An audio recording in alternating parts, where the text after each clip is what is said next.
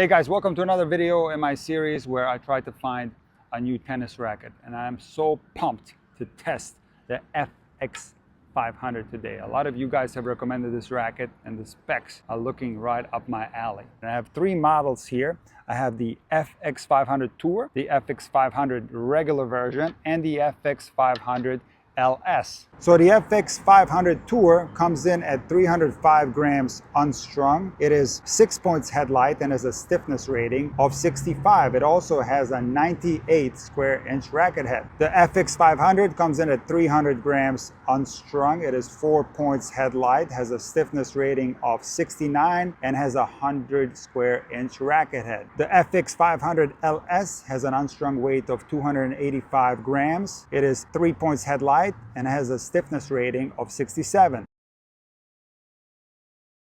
Just like the 500, it also has a 100 square inch racket head size. If you take a close look, you will be able to see that the 500 Tour has a thinner beam compared to the 500 and the 500 LS. One thing that I do like about these rackets is the grip length. You can see that I'm holding the racket all the way on the bottom, and take a look now. I got plenty of space between my index finger and the end of the racket, so that part is good. Before I start hitting with the FX 500, let me quickly tell you why I prefer to gather my first impression from a racket with stationary shots. So ultimately, you're going to find out whether a racket suits you by playing a match, because the match is going to expose all areas of your game and you're going to see whether a racket is suited for you or not. However, I do think it's important to gather a first impression where you're just doing stationary shots, where you can completely focus on the racket. And what happens a lot of times, that first impression is going to give you enough information to completely disregard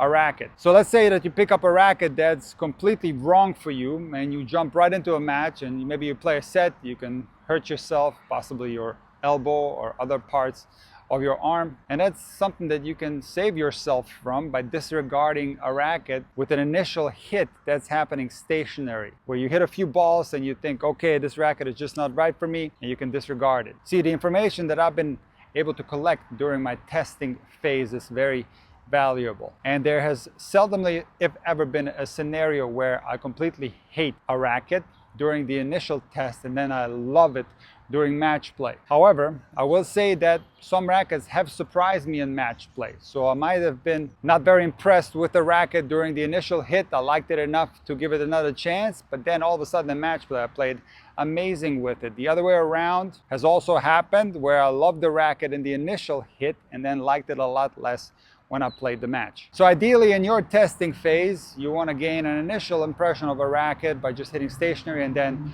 proceed to match play. Now, another important thing that I want to mention is that you don't necessarily need to hit with someone. That's going to be the most ideal way to get a first impression of a racket, by rallying with someone right down the middle. But you can also have your coach feed you balls. You can also play with the ball machine, and you can also play against the wall. Back in the day when I was switching rackets, when I was getting rid of my Hyper Hammer 5.2, I tested a ton of rackets on the wall and I disregarded a ton of them. You can get a very good impression of a racket right here on the tennis wall.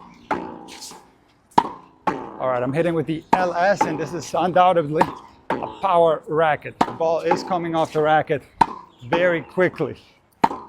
So far I like it. Now the weird thing about this one, despite it being 285, it doesn't feel like 285. It feels closer to 300 to me. But first impression of the LS, that's pretty good. All right, this is the FX 500, and this one is coming in at 300 grams unstrung, and it doesn't feel that much heavier, to be honest with you. I don't feel the 15-gram difference. This one is slightly more headlight at 7 points. The LS was 6 points, and it feels pretty good. Not 100% by any means, but not bad. So the first two I tried were for sure power rackets, and let's see how much they muted the Tour, because this one has a smaller racket head size, a thinner beam. It also has a more headlight balance at 9 points headlight, and it is also heavier at 305 grams. But I can tell you that it doesn't feel that muted actually. This one is a power racket as well. However, I do feel a difference, no doubt about it. On the backhand, for some reason, this one doesn't feel good at all on the backhand. So far, the worst on my backhand is the Tour. So from this initial test, I would say I like the 500 the best. I like the Tour the least. The LS is somewhere in the middle, but I like all three of them enough to give them a further test in point play, and that's what's coming next. All right, we're going to start with the FX 500 LS coming in at 285 grams unstrung. The first serve felt very speedy.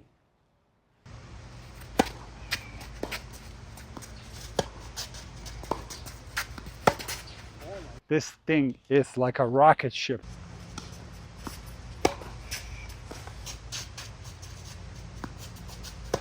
Wow, there's serious power coming out of this thing.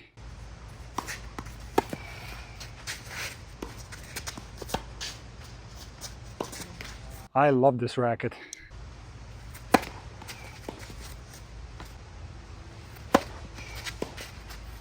Guys, here comes the serve verdict. So far, out of all the play tests, the FX 500 feels the best on my serve. It's exactly what I like on the serve. I'm getting that little bit extra pop, and I'm not feeling anything at all in my arm. Like, I don't want to hype it up too much, but this might be the best racket that I've tried so far. Even that forehand off a missed serve felt unbelievable.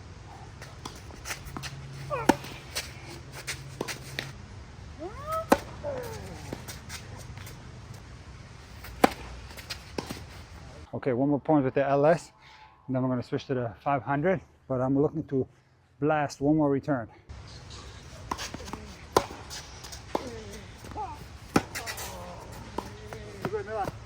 I'm going to do it a little bit different today. I'm going to jump from the LS to the Tour. I'm going to test the middle one at the end, and the Tour is coming in at 305 grams unstrung.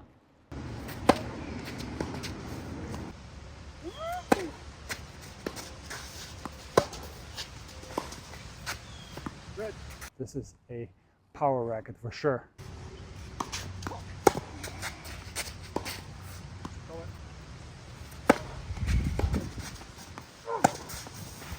The Tour for sure has more control, but it's also very maneuverable and it has power.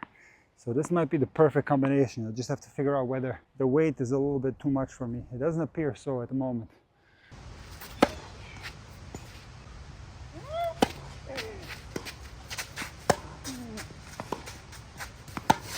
I don't know if you guys can see, but the design of this racket is very interesting. It reminds me of some of the Pro Kennex rackets that I used to play with in junior. So the beam is thin here, it gets a little bit thicker here, and then it gets thin again on top. Of course, the beam is thinner overall on the Tour. So by having a little thicker beam right here on 9 and 3 o'clock, this gives you a little bit more pop. One more, I'm going to switch to the FX 500.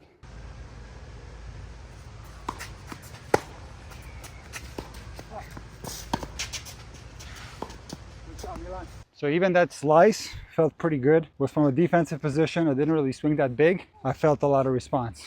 All right, now it's time for the FX 500, coming in at 300 grams unstrung.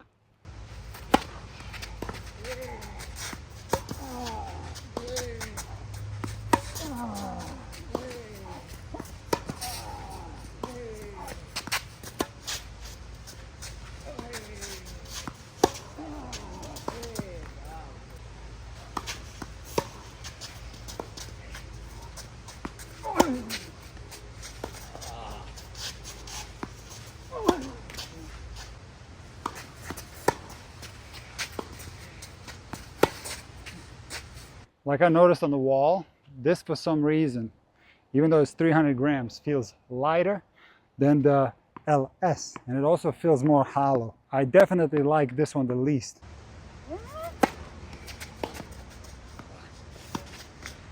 So I'm gonna have to count out the FX 500 regular version, and now I have to decide between the Tour and the LS. The LS did feel good in my hand, but it was extremely light. But for some reason it felt a little bit heavier to me than the FX 500 regular, and this one feels more muted, no doubt about it, but still has power. So I'm going to swap back and forth between the Tour and the LS.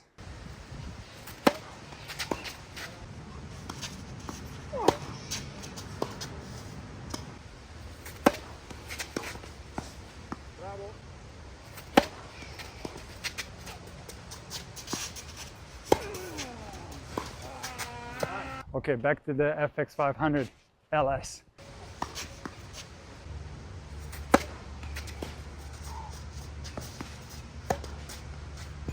But serve and forehand feel phenomenal. It's such a hard choice. This is a great racket, guys. I highly recommend this one for anyone looking for a racket that gives free power with the combination of control and maneuverability. Dunlop made an excellent racket.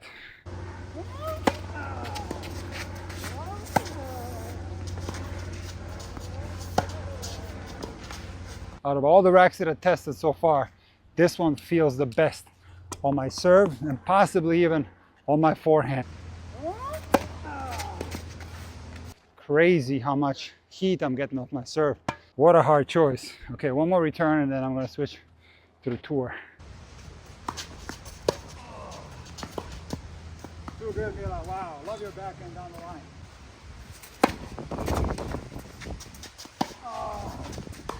What a hard choice. All right, one more point and then I switch again.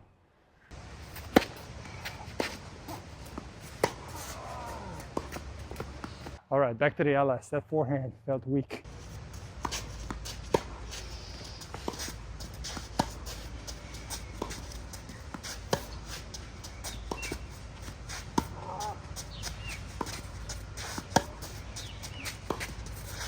I love this.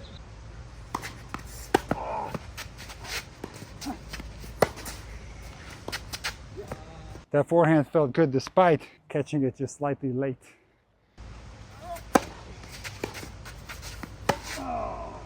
Love the LS.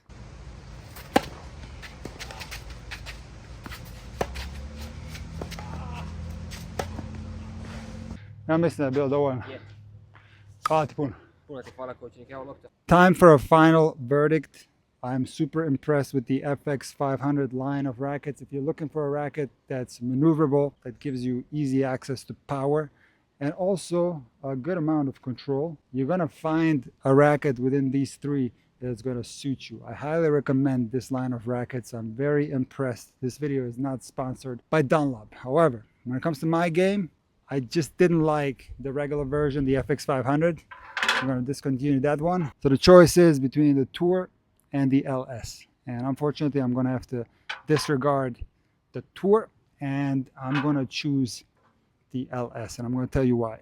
So far, out of all the rackets that I tested, this one felt the best on my serve, and it was one of the best rackets for my forehand. I felt very easy power. The racket was maneuverable, and it's exactly what I'm looking for. I don't want to put a lot of effort into those shots. I want the ball to explode off the racket, and it does exactly that with the LS. However, the backhand was not great. It was quite poor, actually. It felt a little bit better towards the end, so I'm gonna have to customize the racket a little bit and make it a tad heavier to give me more stability. But I'm definitely gonna give the FX 500 LS another try, and I am gonna feature it in my final play test video.